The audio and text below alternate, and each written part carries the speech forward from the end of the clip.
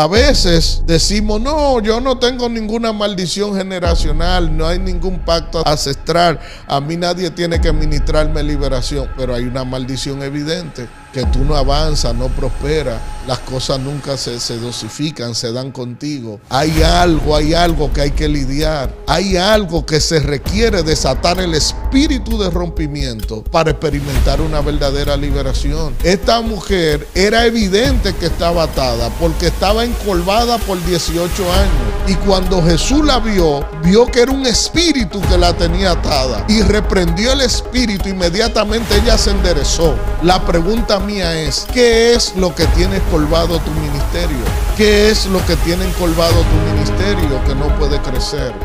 Tú tienes que ser capaz de identificar cuáles son las áreas que necesitan ser liberadas para a través de la unción desatar el espíritu de rompimiento y romper ese estigma en tu contra para que pueda experimentar una verdadera liberación. Lo que el hombre es adentro, eso refleja porque afuera. Una cosa es recitar la Biblia y otra cosa es entender la palabra. Porque la herencia no viene sobre ovejas, sino sobre hijos. Esperan en Jehová, recibirán nuevas fuerzas, correrán y no se cansarán.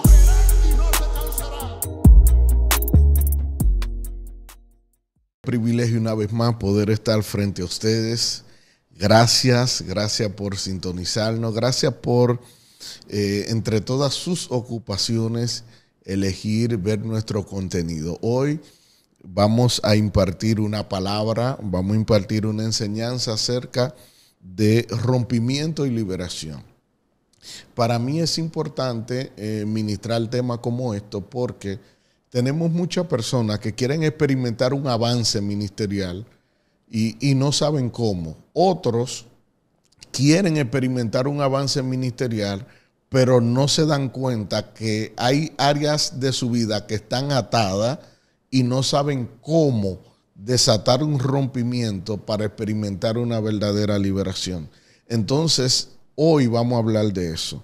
Así que este contenido, contacte a sus amigos, alguien que usted aprecie y valore, diga, bueno, ya el ministro Peguero está en el aire y compártale esto que va a ser de gran bendición.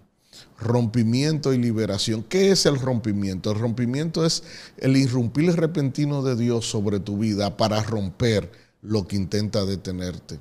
A veces hay situaciones de aprieto, situaciones de apuro, situaciones de angustia, momentos que son totalmente agónicos, pero tú tienes todos los recursos espirituales de Dios y no sabes cómo utilizarlo para desatar un rompimiento y experimentar una verdadera liberación. Yo quiero leer varios pasajes bíblicos. Quiero leer San Juan, capítulo 19, versículo 30. Dice la palabra, cuando Jesús hubo tomado el vinagre, dijo, consumado es. Y habiendo inclinado la cabeza, entregó el espíritu. Es poderoso esto porque la palabra que él utiliza en el original es tetelestai, que significa la deuda ha sido saldada. Yo creo que esta expresión de Jesucristo es uno de los veredictos más eficientes y trascendentales que haya ocurrido en toda la historia. Mire, cuando nosotros hablamos de veredicto, hacemos referencia a la resolución o la decisión que se emite de forma final en un tribunal o en un caso. Cuando Jesús dice tetelestai, cuando él dice consumado es, ¿qué le está diciendo en este momento? La deuda ha sido saldada. ¿Cuál deuda? Acuérdese que la Biblia dice que la paga del pecado es muerte. El hombre quedó como deudor del Padre, pero es importante recalcar que el hombre no tenía los rubros para pagar esa deuda. Entonces, como el hombre no podía, basado en que violó la ley de Dios, pecar es transgredir la ley de Dios, ¿qué sucede? La ley de Dios es justa, es buena, es santa y es perfecta. Y el hombre no tiene ninguna de esas cuatro cualidades. Es decir, la Biblia dice, maldito aquel que no cumple con todas las normativas de esta ley. Entonces, a la ley ser justa, buena, perfecta y santa, el hombre no tenía la posibilidad de cómo cumplir con toda esa ley. Entonces, el único que es bueno, justo, santo y perfecto es Dios. Por eso él mismo tuvo que venir en forma de hombre para cumplir con la ley que usted y yo no podíamos cumplir. Entonces, cuando Jesús cumple con toda la ley y lleva el pecado sobre sus hombros, estando en la cruz, dice tetelestai, consumado es, la deuda ha sido saldada. Esto del tema del pecado funciona como una jurisprudencia. ¿Qué es una jurisprudencia? Es un término jurídico que tiene que ver con el conjunto de decisiones y sentencias emitidas en tribunales que sirven como referencia o precedente para que todos los casos de esa misma naturaleza se resuelvan de la misma manera. Es decir, cuando hay un tema de pecado sobre un hombre, sobre una persona, ya hubo una manera inicial de cómo se solucionó ese problema, y es a través de la sangre de Cristo. Por eso dice la Biblia, la paga del pecado es muerte, mas el regalo de Dios es vida eterna en Cristo Jesús, Señor nuestro. Por eso no hay condenación para los que están en Cristo Jesús, Señor nuestro. ¿Por qué? Porque este acto de la cruz operó como una jurisprudencia. La muerte de Jesucristo en la cruz del Calvario y su resurrección operan como una jurisprudencia en el momento que todos los temas que son de la misma naturaleza ameritan que sean resueltos de la misma manera que se solucionó al principio. Entonces, esto es importantísimo. Ahora bien, si la deuda del pecado ha sido saldada, ¿por qué muchas personas, después de haber sido libres, terminan atados nuevamente y el pecado atrae maldición a su vida en el aspecto físico, en el aspecto financiero, en el aspecto de salud y en todo el sentido de la palabra, incluyendo el aspecto espiritual? Es algo importante que debemos entender para saber cómo romper un estigma y experimentar una verdadera liberación. Primera de Pedro, capítulo 5, versículo 8, es un pasaje importante que yo quiero que usted lea conmigo. Dice: sed sobrio y velad, porque vuestro adversario el diablo anda como león rugiente alrededor buscando a quien devorar. Mire, ¿qué quiere decir esto? ¿Por qué el apóstol Pedro nos manda a ser atentos, a velar? Y dice que vuestro adversario, el diablo, anda buscando como león rugiente alrededor, buscando a quien devorar. Mire, aquí la palabra adversario, vamos a hacer un poco de exégesis aquí en este pasaje, es la palabra antidikos. La palabra griega antidikos es el término que se adhiere a lo que es adversario. Antidikos es una palabra compuesta. Anti significa negar, dikos significa algo que es correcto, legal. ¿Qué es lo que quiere decir este pasaje? Que el enemigo anda buscando en qué te puede acusar para tratar de irrumpir en los aspectos legales que te corresponden basado al sacrificio de la cruz. Es decir, sabemos que Cristo llevó nuestro pecado. Cristo dice que todo el pecado fue sobre él. Por sus llagas fuimos nosotros curados.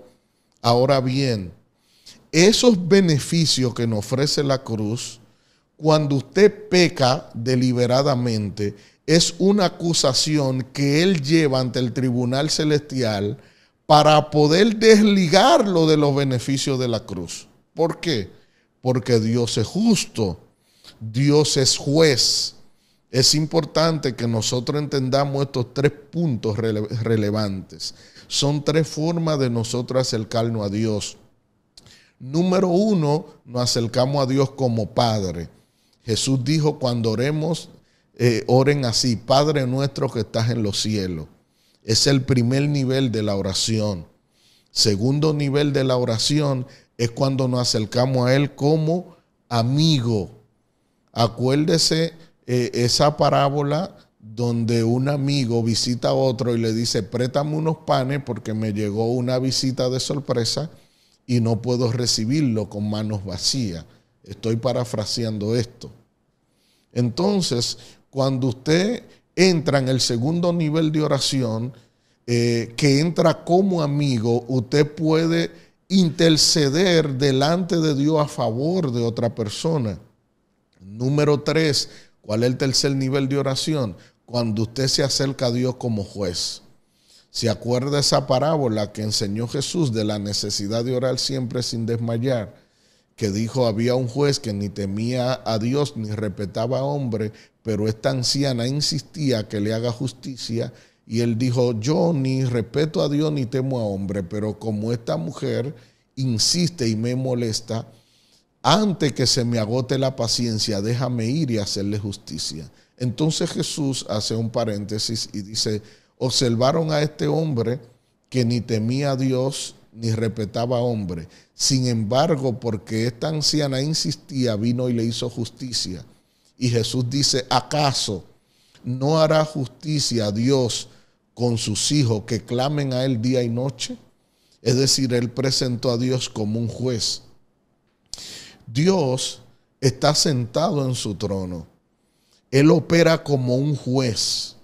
Al operar como un juez, Él decide establecer sentencia sobre la vida de cada una de las personas.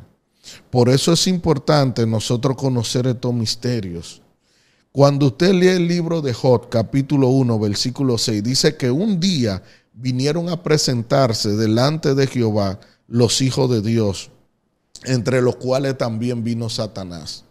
La pregunta mía es, si él fue echado del tercer cielo, si fue echado de la presencia de Dios, ¿por qué en el momento que los hijos de Dios van a presentarse, qué hacía el diablo ahí? ¿Quién le dio permiso al diablo a subir a ese nivel? ¿O es que acaso los porteros del cielo no estaban haciendo su trabajo? ¿Cómo él tuvo acceso, cómo él tuvo permiso para entrar delante de la presencia de Dios? Lo que pasa es que hay algo que muchas veces no hemos entendido, y es que el diablo opera como un fiscal. ¿Qué es un fiscal? Un fiscal es un individuo que, habiendo recibido una querella en tu contra, ¿qué hace él? Él instrumenta una querella delante de un juez para que tú seas procesado en la justicia con el fin de privarte tu derecho e inclusive tu propia libertad si eres hallado culpable. Por eso Pedro dice que el diablo anda alrededor como león rugiente buscando a quien devorar, pero dice el adversario, el que emite una acusación en tu contra delante de un juez. Eso es lo que significa antidicos, adversario, antidicos, aquel que pone una acusación en tu contra delante de un juez. Por eso el diablo se presentó delante de Dios, porque él y con todos sus secuaces y su demonio observa cómo tú caminas ante los ojos del Señor para llevar acusación en tu contra. Y cuando esa acusación en tu contra resultan ser verídicas, entonces eso genera un estigma en tu contra que permite que los demonios te azoten. Por eso es importante usted saber cómo está tu vida delante de Dios. ¿O no se ha dado cuenta que hay personas que no pueden operar en una autoridad espiritual porque tienen su alma fragmentada, tienen un estigma en su contra en el tribunal celestial? Bueno, lea la Biblia, el Salmo 42:7. ¿Qué dice David? Saca mi alma de la cárcel para que alabe tu nombre. Es decir, él era un ungido, era un siervo de Dios, pero él estaba clamando a Dios que tenía su alma en cárcel. Hay personas que tienen su alma fragmentada, seccionada en regiones de cautividad. Personas que han conocido a Dios, personas con ministerio, personas con llamado, pero no pueden hacer uso de una autoridad y del poder legítimo del Espíritu Santo porque tienen un estigma en su contra en el tribunal celestial. Lea Hechos 19 conmigo. Hechos 19:13.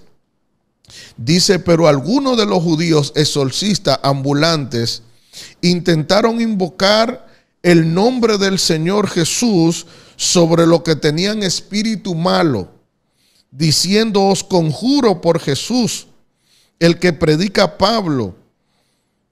Había 7 hijos de un tal Exeba, judío jefe de los sacerdotes, que hacía esto. Pero respondiendo el espíritu malo, dijo, a Jesús conozco y sé quién es Pablo, pero vosotros, ¿quiénes son? Y este hombre que tenía el espíritu malo, saltando sobre ellos, dominándolo, pudo más que ellos, a tal manera que huyeron en aquella ocasión y huyeron desnudos y heridos. ¿Qué significa esto? Exeba era jefe de los sacerdotes. Se suponía que sus hijos eran cristianos, pero ellos entendían que por el hecho de ser cristianos podían hacer uso de la autoridad que Jesús había dado a sus seguidores. Eleusousia. Él le dijo, le doy autoridad para echar fuera demonios, tomar serpiente, cosa mortífera y no le hará daño. Ahora bien, ¿qué pasa? Cuando tú tienes un estigma en el mundo espiritual, pecado oculto sin confesar, eso te quita la legalidad y el derecho de tú poder hacer uso de la autoridad de Dios. Por eso usted se da cuenta que no todo el que usted ve predicando y caminando por ahí tiene la autoridad de operar en liberación. Porque cuando usted tiene un estigma en el mundo espiritual, cuando usted no ha caminado a la altura, ese estigma, esa acusación en tu contra que tiene el enemigo, te quita el derecho y la facultad de poder operar en lo sobrenatural. Por eso, ¿qué le dijeron los espíritus? Le dijeron, a Jesús lo conocemos, a Pablo sabemos quién es, pero ¿ustedes quiénes son? Porque cuando tú eres un ministro constituido, hay una luz sobre tu cabeza. Y esa luz sobre tu cabeza, aún los demonios la conocen, aún el diablo la conocen y te respetan. Entonces, cuando tú no andas a la altura que debieras de andar, es como que si esa luz se apagara y los demonios dicen, ¿y este quién es? No lo conocemos. Por eso los demonios lo agredieron a golpe y ellos salieron heridos, desnudos de ese lugar. Porque ellos pensaron que esto era un juego, un relajo.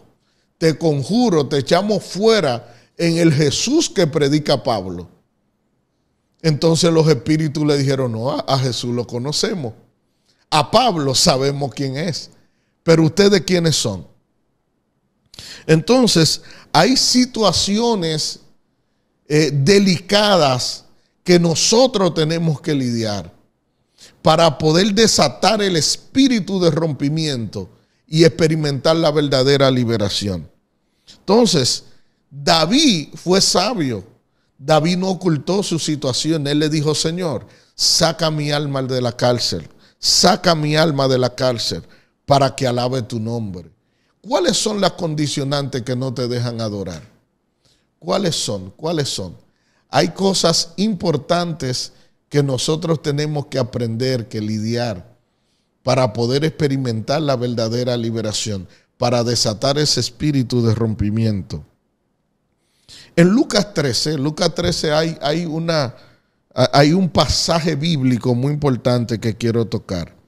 Dice, había allí una mujer que hacía 18 años tenía un espíritu de enfermedad y andaba encorvada y de ninguna manera se podía enderezar. Cuando Jesús la vio, la llamó y le dijo, mujer, eres libre de tu enfermedad. Y puso las manos sobre ella y ella se enderezó y glorificaba a Dios. Pero el principal de la sinagoga, enojado de que Jesús le hubiese sanado el día de reposo, le dijo a la gente, 6 días hay en que se debe trabajar. En esto pues venid y sed sanado, y no el día de reposo. Entonces el Señor le respondió y le dijo, hipócritas, cada uno de vosotros no desata el día de reposo su buey o sus asnos en el pesebre y lo lleva a beber. Y esta hija de Abraham, oiga, subraye esto, esta hija de Abraham, que Satanás había atado 18 años, ¿no se le debía desatar su ligadura el día de reposo? La pregunta mía es, si traspolamos la historia de esta hija de Abraham a estos tiempos, concluiríamos diciendo que era una cristiana.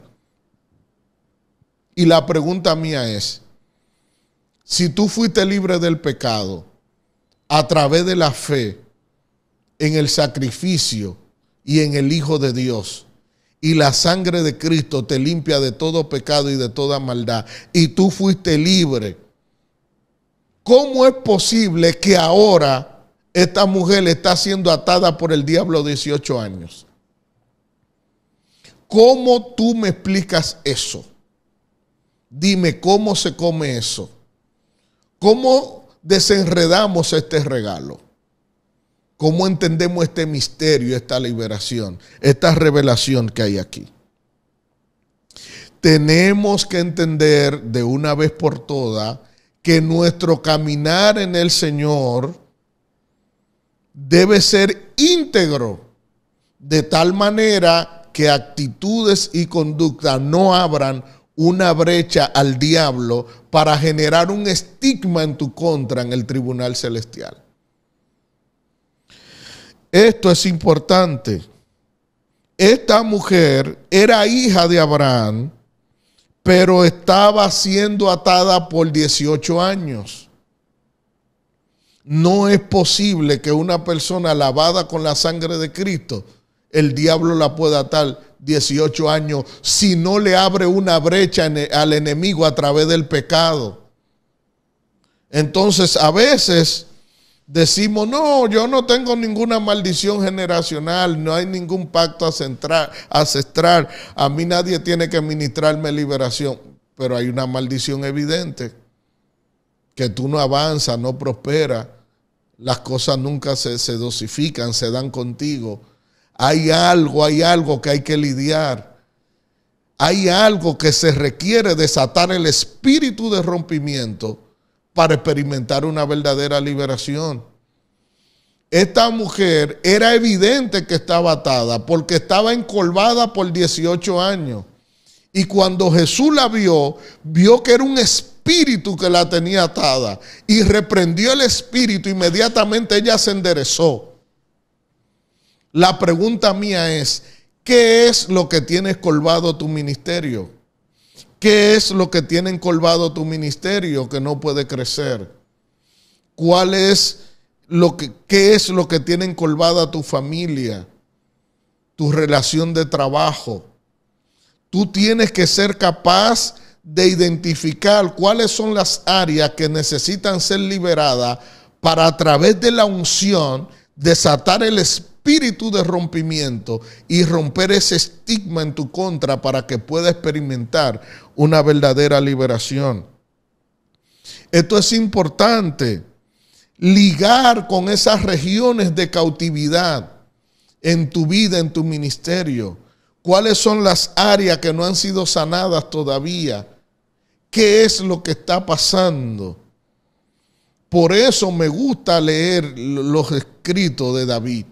Él le dijo al Señor, saca mi alma de la cárcel para que pueda alabarte.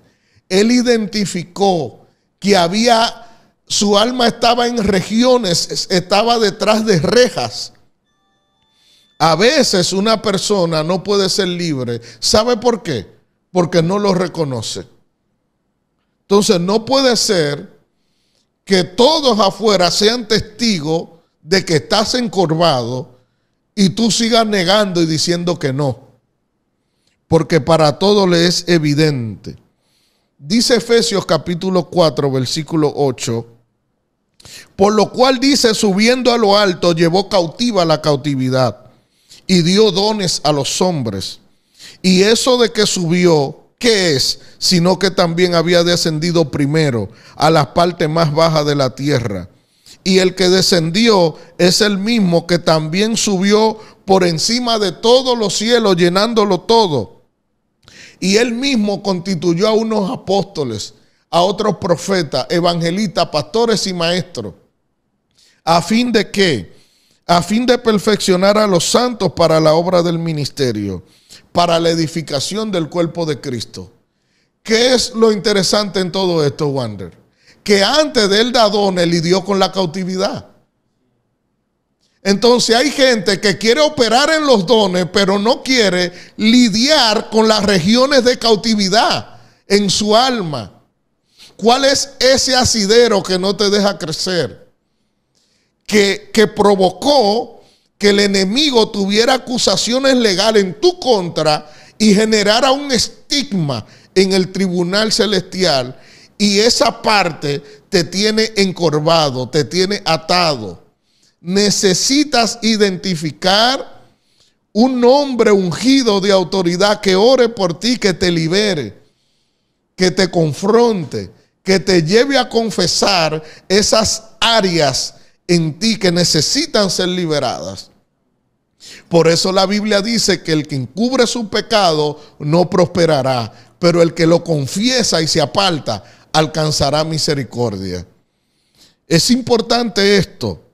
Dice que él, subiendo a lo alto, llevó cautivo la cautividad. Antes de Jesús dar dones a los hombres, lidió con la cautividad. Y ese es el problema de mucha gente hoy. Quiere operar en dones, pero no quiere lidiar con esas regiones cautivas en su alma.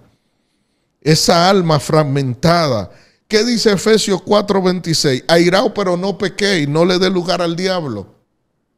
A veces lo que ha llevado tu alma a regiones de cautividad son resentimientos, son raíces de amargura. Es un odio, una ira, una falta de perdón. Entonces, ¿qué hay que hacer? ¿Cuál es mi consejo para ti? Hay que hacer una introspección. ¿Qué es una introspección? Es mirar hacia adentro. Es hacerte un autoanálisis. ¿Cuáles son las cosas que yo debo señalar, identificar, reconocer, para que a través de la confesión y el arrepentimiento pueda desatar el espíritu de rompimiento y experimentar una verdadera liberación? Esto es poderoso. Por eso dice la Biblia en Isaías 61, y quiero cerrar con esto: el Espíritu de Jehová el Señor está sobre mí, por cuanto me ungió Jehová y me ha enviado a predicar buenas nuevas a los abatidos, a vendar a los quebrantados de corazón, a libertar a los cautivos y a los presos, apertura de la cárcel. Yo vine a hablarle a personas que ha estado cautivo, que ha tenido su alma fragmentada en regiones de cautividad. Yo no sé cuál ha sido la falta de perdón, la raíz de amargura, el resentimiento que le dio lugar al diablo y ha logrado atar cierta parte de tu vida. Yo quiero decirte en el nombre de Jesús que si confiesa tu pecado y te aparta, alcanzará misericordia. Y esa voluntad que tú tienes de reconocer, de hacer una introspección, de hacer un análisis interno hacia ti mismo y reconocer cuáles son las áreas que necesitan ser liberadas en ti. Eso va a desatar un espíritu de rompimiento para experimentar una verdadera liberación, para romper con cualquier estigma en tu contra en el tribunal celestial. Hoy oro por ti en el nombre de Jesús y declaro que se rompe todo estigma en tu contra en el tribunal celestial. Que la sangre de Cristo te limpia de todo pecado y de toda maldad. Hoy declaro en el nombre de Jesús que haces una introspección en tu vida, que vas rendido delante de la presencia de Dios pidiendo perdón por la falla, los errores cometidos. La Biblia dice que si pecamos, abogado tenemos, Jesucristo el justo. Así que no tenga temor. No tenga temor por la caída que ha tenido por causa de tu debilidad, porque el hombre valiente no es aquel que nunca cae, sino que aquel, después de haber reconocido que cayó, tiene el valor de levantarse. Tú no eres de lo que retrocede, tú eres de lo que le cree a Dios. Y la palabra dice, si confesares con tu boca que Jesucristo es el Señor y que Dios el Padre lo levantó de entre los muertos, serás salvo. Porque con la boca se confiesa para salvación, pero con el corazón se cree para justicia. Vamos, vamos, vamos. Le estoy hablando a personas que tienen que levantarse, personas que tienen que hacer una mirada basada en una perspectiva panométrica sobre su familia, identificar de forma exhaustiva cuáles son las áreas que ha tenido un detenimiento, una falta de avance, de crecimiento en tu casa, identificarlo. Declarar el señorío de Cristo sobre tu vida, sobre tu casa, para que se rompa toda ligadura, para que el espíritu de rompimiento se desate, para que experimente una verdadera liberación. Quiero decirte en esta hora que Dios quiere hacer cosas grandes contigo. Dios trabaja con gente sincera, con gente que se humilla. Por eso dice la Biblia en Isaías capítulo 57, versículo 15, así dijo el alto, el que habita en las alturas, el que habita en la eternidad, y su nombre es el Santo. Yo habito en el humilde y el quebrantado de corazón. Hay 4 lugares donde Dios habita: en las alturas, en la santidad, en el humilde y quebrantado de corazón. Atrévete a reconocer tu condición delante de Dios. Atrévete a arrepentirte de corazón y decirle al Señor Jesucristo que entre. Declara el señorío de Cristo sobre tu vida y será cosa tremenda la que Dios hará contigo. Le estoy hablando a personas valiente que ha decidido enfrentar el desafío y seguir hacia adelante. Yo le estoy hablando a personas que no se rinden. Rendirse no es una opción. Le estoy hablando a personas valientes que dicen, yo sé que caí, yo sé que cometí el error, pero acudo al Cristo que me levanta. 7 veces cae el justo y 7 veces Dios lo levanta. No te quedes postrado en el suelo. Vamos, levántate. Dios quiere hacer cosas grandes contigo. Así que no pienses que Dios se va a mover por tus lágrimas. Dios no se mueve por tu necesidad. Dios se mueve por tu fe. Por eso la Biblia dice que el que se acerca a Dios debe creer que le hay y que Él es galardonador de los que le buscan. Dios se mueve cuando hay una persona que le busca. Dios se mueve cuando ve un corazón de fe que le cree. Así que levántate. La palabra dice, si confesares con tu boca que Jesucristo es el Señor y cree en tu corazón que Dios el Padre lo levantó de entre los muertos, serás salvo. Porque con la boca se confiesa para salvación, pero con el corazón se cree para justicia. Atrévete a desatar y establecer el señorío de Cristo sobre tu vida, sobre tu casa, porque no hay otro nombre dado a los hombres en el cual poder ser salvo, sino en Jesucristo, el Hijo de Dios. Vamos, vamos, tienes que creer esta palabra. Porque no hay otro mediador entre Dios y los hombres, sino Jesucristo, el Hijo de Dios. Él es el alfa, el omega, el principio y el fin. Él es el postrero, el último. Él es el maná que descendió del cielo. Él es que tiene la llave de David, el que camina encima de los 7 candeleros de oro. Él es el Todopoderoso, el que tiene ojos como llama de fuego y sus pies son semejantes al bronce bruñido. Él es el Verbo de Dios. Él es Dios mismo hecho carne aquí en la tierra. Y Él habitó aquí y vimos su gloria. Gloria como el Hijo unigénito del Padre. Alabado sea Dios para siempre. No hay otro como Él. Él es autosuficiente. Él es el único mediador entre Dios y los hombres, y a través de Él puede acceder a tu salvación y a la vida eterna.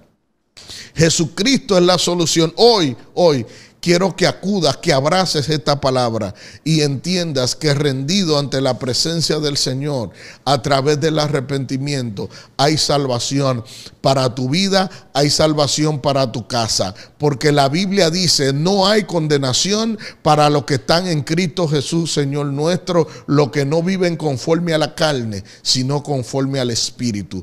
Gracias por sintonizarnos. Dios te bendiga y nos vemos en la próxima. Bye, bye.